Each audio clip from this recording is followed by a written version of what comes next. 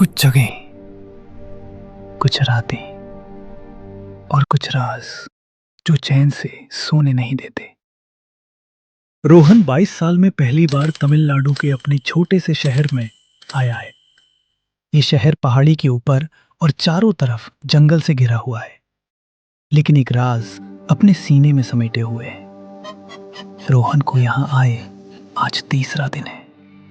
रात के 2 बजे रोहन को फिर से वो महक आई। यह रोज रोज फूलों की खुशबू कहां से आती?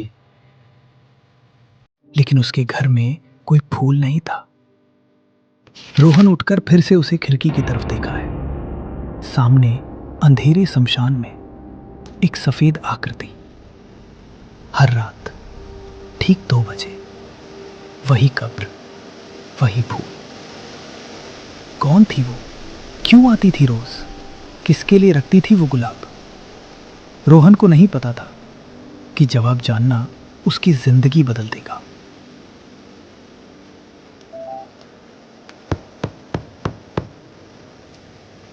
बेटा, पता नहीं कौन उस कब्र पर फूल चढ़ाता है। आज तक कोई नहीं जान पाया। सुनो, तुम उस शमशान के पास मत जाना, खासकर रात को। वहां तुम्हारा जाना ठीक नहीं है। ठीक है अंकल।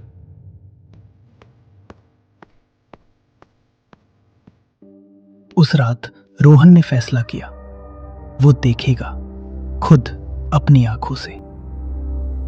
रात के 2:15 बजे रोहन अपने घर से निकला। दिल तेजी से धड़क रहा था, हाथ कांप रहे थे, लेकिन कदम नहीं रुके। और जैसे जैसे वो शमशान के करीब पहुंचा, हवा और ठंडी होती गई, महक और तेज, और वो आकृति साफ दिखने लगी। 20 कदम की दूरी, लेकिन लग रहा था जैसे 20 मील हो। और तभी रोहन ने अपनी जिंदगी का सबसे बड़ा खतरा मोल लिया। और फिर वो मुड़ी। जो चेहरा रोहन ने देखा वो सुंदर था, लेकिन आंखें बिल्कुल खाली थी। 20 साल में रोहन पहला इंसान था जो उसे देख पाया। तुम मुझे देख सकते हो? कौन हो तुम? हाँ, मैं तुम्हें देख सकता हूँ। तुम भूत हो, लेकिन तुम तो इतनी असली लग रही हो। लेकिन तुम रोज यहाँ क्यों आती हो? इसी कब्र पर रोज फूल। मैं वो हूँ जो यहीं रह गई, हमेशा के लिए।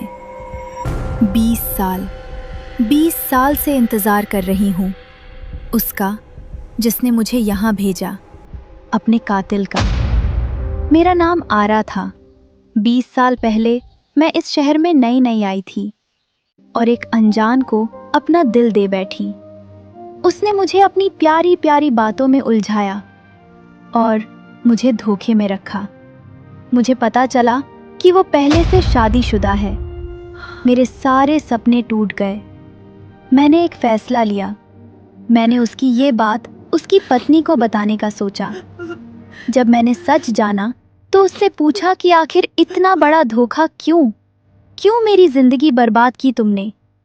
उसने मुझे कब्रिस्तान में समझाने और बात करने के लिए बुलाया। मुझे लगा शायद कुछ बात ऐसी हो जो मुझे ना पता हो, और यहाँ बुलाकर उसने मुझे मार दिया, जला दिया और यहीं इसी मिट्टी में दफन कर दिया। मैंने उसकी कब्र पहले से ही खोद रखी है। जब तक उसे भी इस कब्र में दफन नहीं कर दूंगी, मुझे शांति नहीं मिलेगी। देखो, वहां देखो, वो रही उसकी कब्र। और जब रोहन ने वो पत्थर पढ़ा, उसकी दुनिया हिल गई।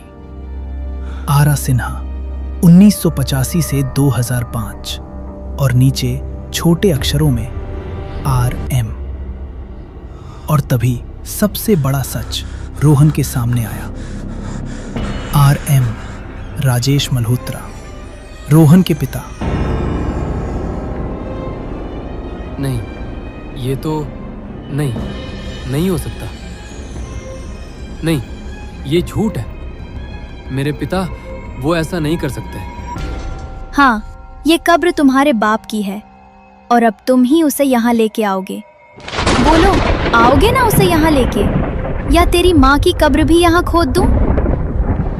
तुम्हारे साथ बहुत बुरा हुआ।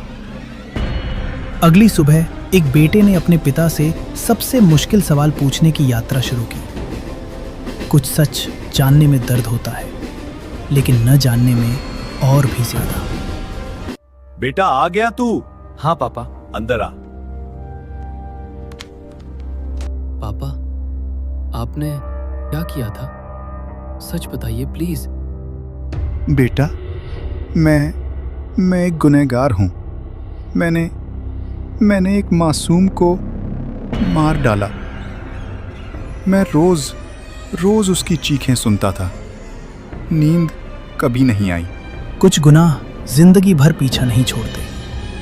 उस रात दो लोग शमशान की तरफ बढ़े, एक बेटा और एक पिता। दोनों डरे हुए, दोनों टूटे हुए। रात के ठीक 2 बजे वो अंदर गए।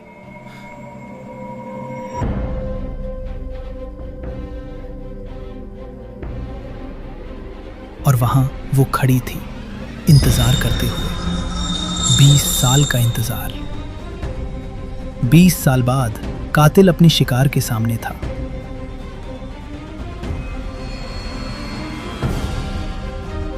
आरा, मैं माफी मांगने आया हूं। मुझे माफ कर दो। मैंने तुम्हारे साथ जो किया, मैं क्षमा का हकदार नहीं हूं।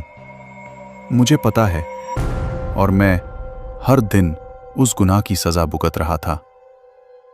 हर रात तुम्हारी चीखें सुनता था। 20 साल, बस यही सुनना चाहती थी कि आखिर क्यों मेरी ये हालत की। अब जा सकती हूँ, शांति मिल गई।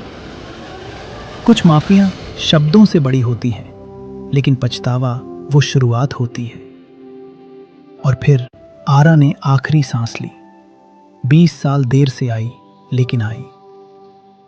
आखिरी बार फूल अब सिर्फ फूल थे, माफी की निशानी। और उस रात एक आत्मा को मुक्ति मिली, लेकिन क्या आखिर सच में मुक्ति मिली? वो चली गई शांति से। पापा, आपने जो किया वो गलत था, लेकिन मैं आपको छोड़ नहीं सकता। मैं उसके लिए कुछ करना चाहता हूं। उसकी याद हमेशा रहनी चाहिए। अगली सुबह सूरज निकला। जिंदगी रोज की तरह चल रही थी, लेकिन कुछ बदल गया था। और जब रोहन सुबह उठा तो देखा कि कब्रिस्तान में भीड़ लगी है। कब्र पर एक ताजा गुलाब था, लेकिन इस बार वो फूल उसके बाप के ऊपर था। पत्थर पर नए अक्षर खुदे थे। माफी नहीं, बदला।